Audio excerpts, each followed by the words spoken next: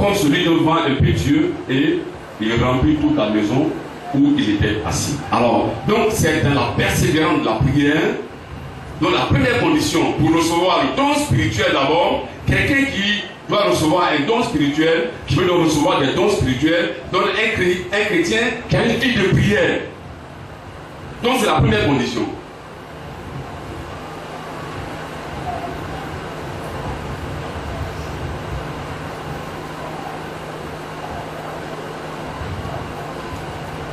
La deuxième condition, il faut la recevoir. Si on doit recevoir un don spirituel, il faut donc le recevoir par la foi. Quand nous prenons le livre de Matthieu chapitre 14, à partir du verset 38 au verset 30, la Bible dit que Jésus était les disciples et puis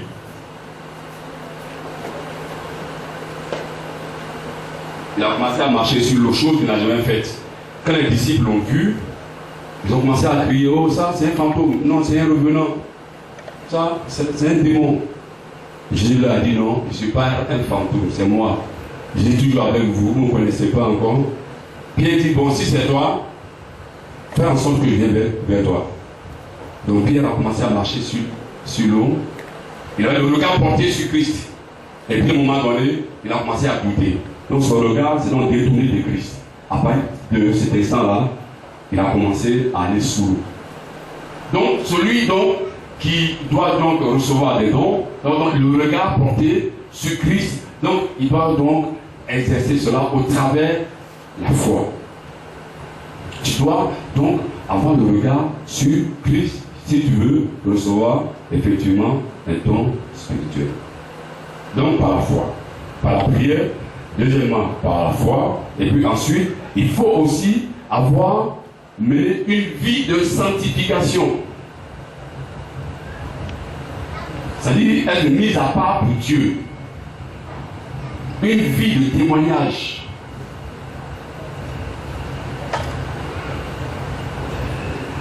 C'est à cela que souvent il y a un problème. Tu ne peux pas avoir 3 copies, ou bien 3 copains, et puis tu viens. Le pasteur là, non, va te prendre, va t'envoyer là-bas et va s'occuper de toi.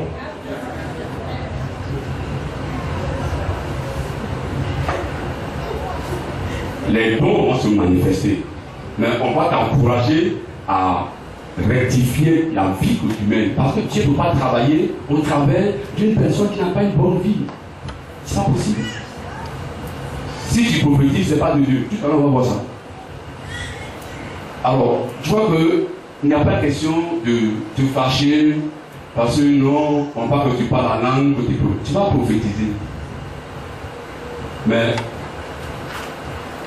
le pasteur Noël là fait acheter un gros cahier au moins de 1000 pages. Tout de suite, on va acheter un cahier. Dis aux gens d'aller acheter un cahier tout de suite, on va ouvrir devant tout le monde. Parce que prenez le livre de Deutéronome chapitre 8 verset 20. Peut-être diras-tu dans ton cœur, comment connaîtrons-nous la parole que l'Éternel n'aura point dite? Amen. Amen. Continue-moi. Quand ce que dira le prophète n'aura pas eu lieu et n'arrivera pas, ce sera une parole que l'Éternel n'aura point dite. C'est par audace que le prophète l'aura dite. N'aie pas peur de lui. Amen. Vous avez compris?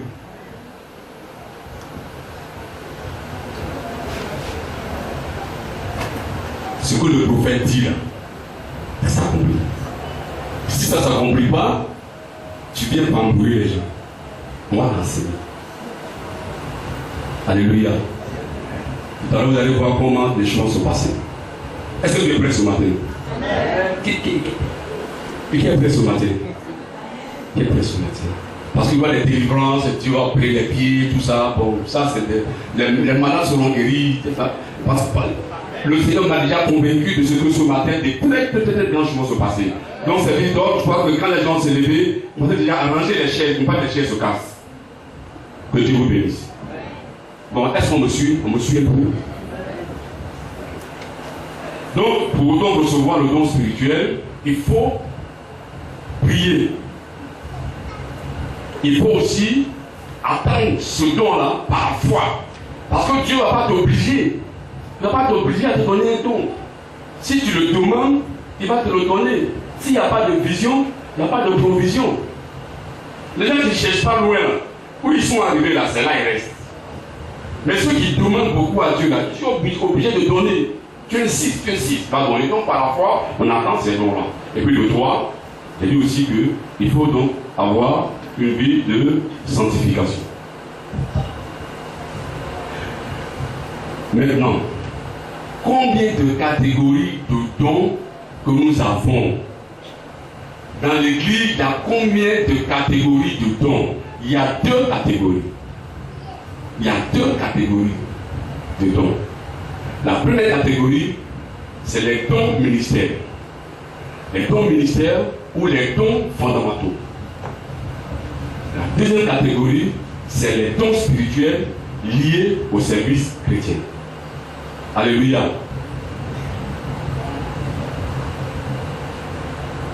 Alors, puisqu'il y a 2, on va donc commencer par la première catégorie, c'est-à-dire les dons ministères. On va prendre Éphésiens chapitre 4, verset 11. Il a donné les uns comme apôtres, les autres comme prophètes, les autres comme évangélistes, les autres comme pasteurs. Donc, nous parlons de la première catégorie de dons spirituels. Et la Bible nous dit, il a donné. Qui a donné? C'est le Saint-Esprit. Il a donné à qui? Il a donné à l'Église. Il a donné qui? Les uns. C'est qui? Les apôtres. Les autres, c'est qui? Les prophètes. Les autres, c'est qui? Les évangélistes. Les autres, c'est qui? Les pasteurs et les docteurs. Donc, dans cette catégorie de dons, les pasteurs, les apôtres, les prophètes, les évangélistes, les pasteurs et les docteurs sont des dons que Dieu donne à l'Église. Dieu les donne à l'Église. C'est des dons que Dieu fait à l'Église. Donc leur appel, leur fonction est liée à l'appel. C'est pour ça que vous allez voir, toujours les pasteurs sont là, ils tournent ici, ils vont, tu viens, là tu trouves un pasteur là, parce que Dieu a donné ces gens à cadeau à l'église. Pour faire quoi?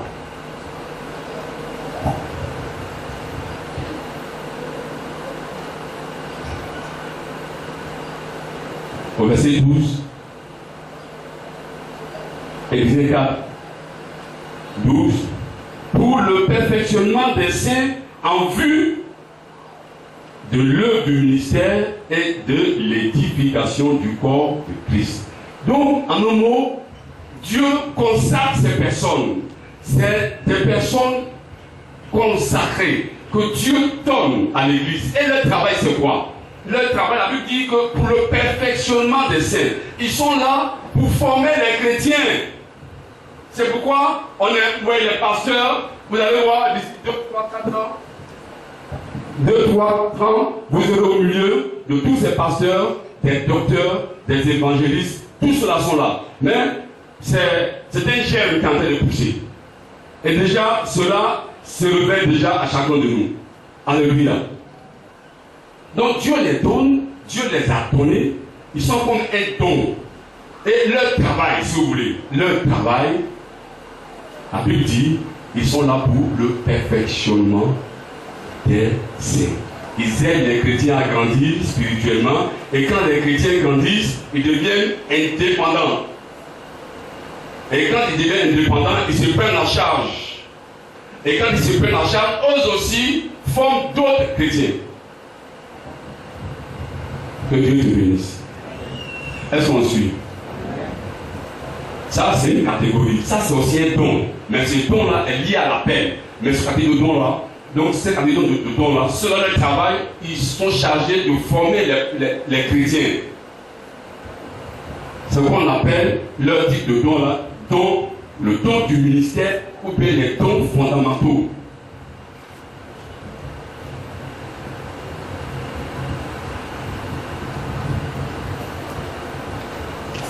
Venez au ministre. Rodrigue. Bien. Donnez-les. Bon, toi, tu vas te baptiser où? À la Mira. Ici? Oui. Ici, là? Oui. Maintenant, tu fais quoi? Tu es comme ça, tu fais rien dans l'église, tu fais des choses. Je suis évangéliste. Évangéliste. Est-ce que tu vas appeler aussi des âmes? Oui, oui. Tu peux appeler deux. Est-ce que Elisabeth est là? Émilie est là? Bon. Est-ce que Cathy est là? Ah non, c'est bon, c'est bon. Venez.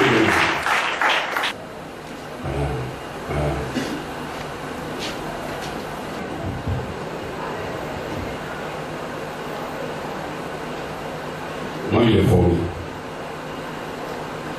Lui aussi, en tant qu'évangéliste, puisqu'il a le don d'évangéliste, il est parti prendre les gens au dehors là-bas, il les a convaincus, ils sont venus.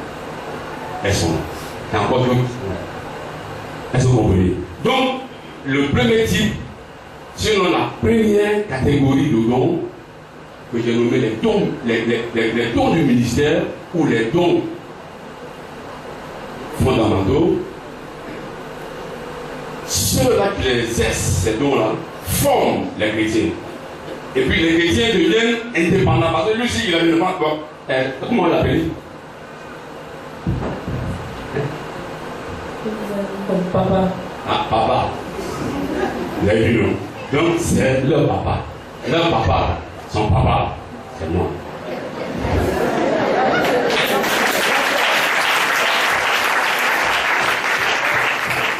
Donc c'est le travail des pasteurs que nous faisons. Ce travail. Donc il faut former les gens. Et puis eux aussi ils deviennent indépendants. Donc étant capables de se prendre en charge, ils sont convertis maintenant, ils ont compris la parole, la portée des dons qu'ils ont. Donc ils vont pour faire venir d'autres personnes pour que le corps de Christ plus grandit, plus croître. Parce que maintenant on a bien saisi. Que Dieu vous bénisse. On a bien saisi. Donc c'est ça les dons ministériels ou les dons fondamentaux. Donc ceux-là qui les exercent là, la Bible dit que c'est des dons que Dieu a donnés à l'église. Nous sommes les cadeaux de l'église. Il faut dire amen. Amen. Le pasteur chaud est un cadeau pour l'église. Il faut dire amen. Amen. Le pasteur Ibra est un cadeau pour l'église. Il faut dire amen. Le pasteur Abbé est un cadeau pour l'église. Il faut dire amen. Le homme de Dieu à Sama, il arrive. Mais il a d'autres choses. L'année d'accomplissement des promesses. Lui, il viendra pour faire son témoignage ici. Il est nommé, élevé même à l'Union africaine. Dieu l'a soulevé la Panamia. L'accomplissement des promesses, Dieu le fait. Si de sa bouche il a dit, par sa main il a accompli. Alléluia. Est-ce qu'on peut s'élever? Est-ce qu'on peut s'élever, vous, musicats?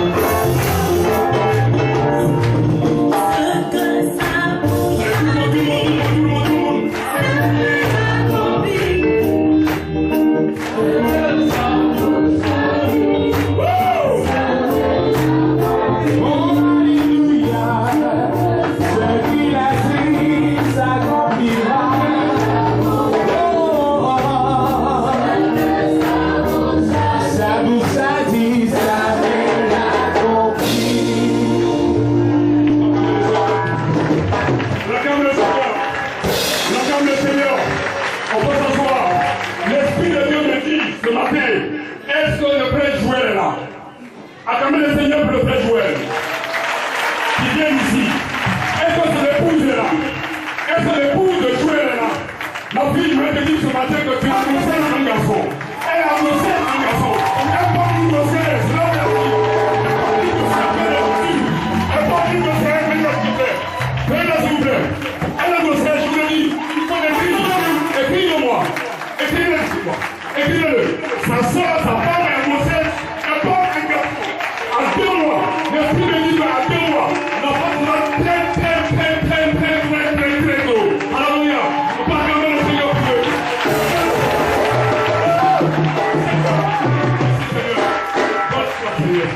Merci parce que Dieu est fait. Jésus de Dieu. Merci. Merci. Merci parce que tu es vivant. Seigneur, je dis. On va se lever. Faites attention aux chaises. On va se lever, on va se lever. On va prier pour eux. On va demander au Seigneur de bénir cette femme, de donner l'enfant. Que nous voulons voir l'enfant dans 2 mois pour que l'enfant la vienne ici. Puis ton Dieu.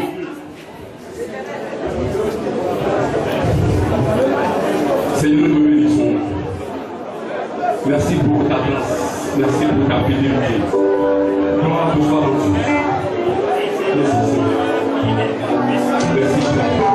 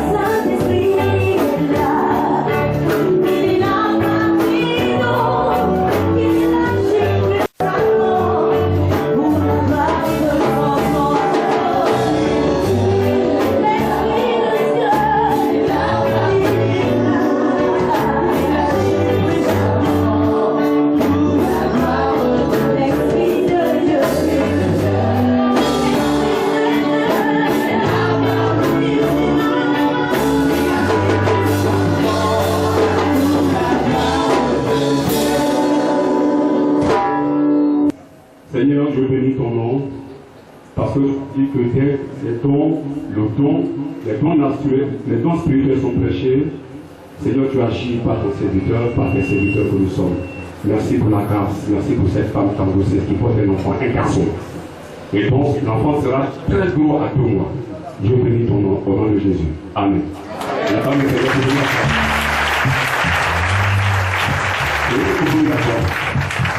je vais faire attention ce matin parce que Dieu a déjà tout confirmé.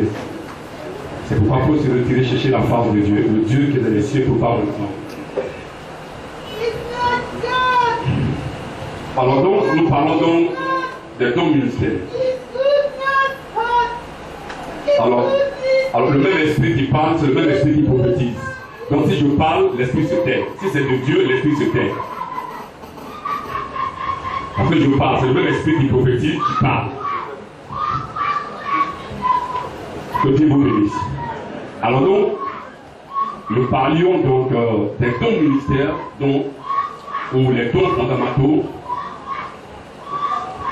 Donc on a expliqué que les pasteurs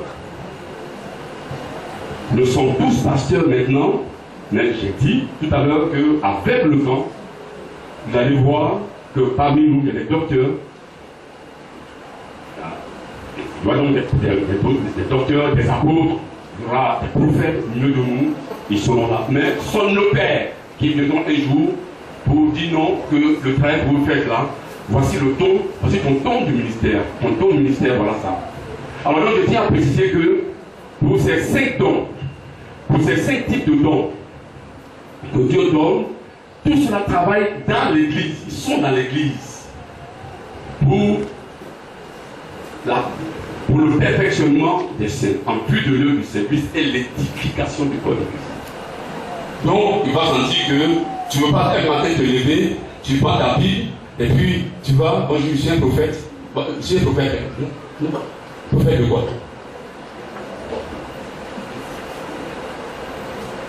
Dieu nous donne pour une église locale. Tu appartiens à quelle communauté? Tu peux avoir un don de prophétie. L'instructeur de prophétie n'est pas un prophète. Parce que les prophètes sont des appelés, eux ils sont consacrés. Si tu es pasteur, est-ce que tu es consacré? Tout à l'heure, on va venir là-dessus. Donc, c'est pour que les gens puissent bien comprendre. Parce qu'il y a des églises où on n'enseigne pas cela.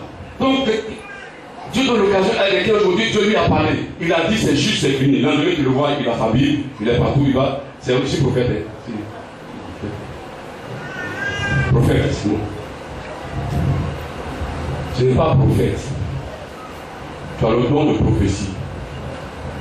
Mais tu vas travailler, tu vas œuvrer jusqu'à ce que, si vraiment tu as l'appel, un jour Dieu va t'appeler, et puis tu sois aussi consacré comme nous, tu vas t'asseoir ici. Pour dire Amen. C'est comme ça.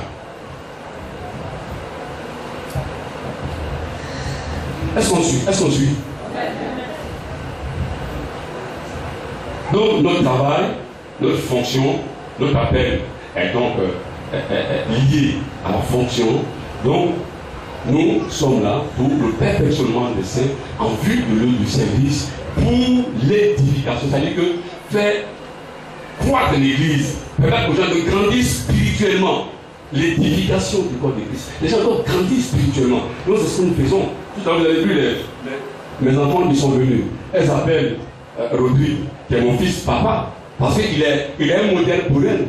Il y a un genre de vie qu'il mène, qui fait de lui un berger en tant qu'évangile. Donc, il conduit les gens. Donc, il a grandi spirituellement. Donc, quand il y a des problèmes, souvent, on l'appelle, papa, il y a un problème, qu'est-ce qu'il faut dire? Et puis, là, il dit, hein, mon ami, toi, tu es papa, donc c'est moi le grand-père. Alléluia. Oui, mais puis on l'appelle aussi pour dire, mais j'ai un problème, il dit, bon, attends, prie pour toi. Je dis, ah ouais. Le Saint-Esprit travaille. Que Dieu vous bénisse. Alors donc, puisque Jésus, c'est lui qui est la tête.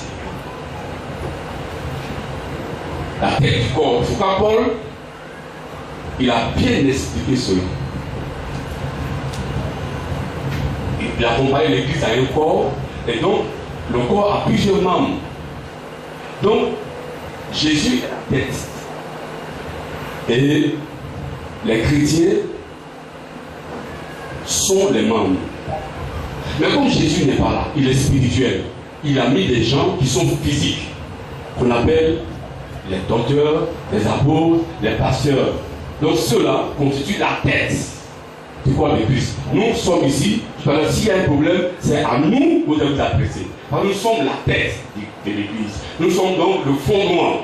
Mais la Bible nous dit, prenons Éphésiens chapitre 2, verset 20, Jésus-Christ lui-même étant la pierre angulaire. Donc c'est Jésus qui est la véritable pierre angulaire, qui est le véritable fondement. Mais comme il n'est pas là, la charge nous a été donnée de faire ce travail. Que Dieu vous bénisse.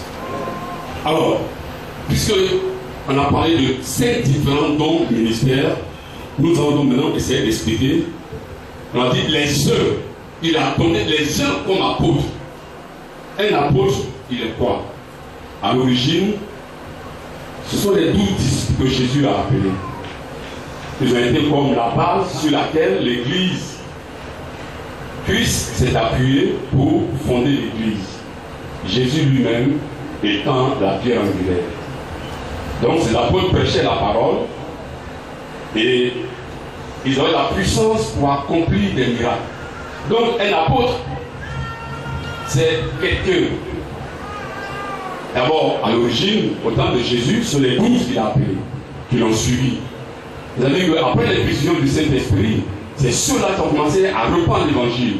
Et donc, Dieu leur a donné le pouvoir d'accomplir des choses extraordinaires pour amener le cœur de l'homme à la conviction du péché. Alors, l'apôtre,